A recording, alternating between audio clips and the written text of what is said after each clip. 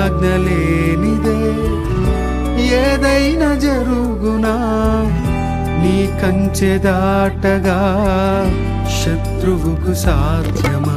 మా దేవా నీవే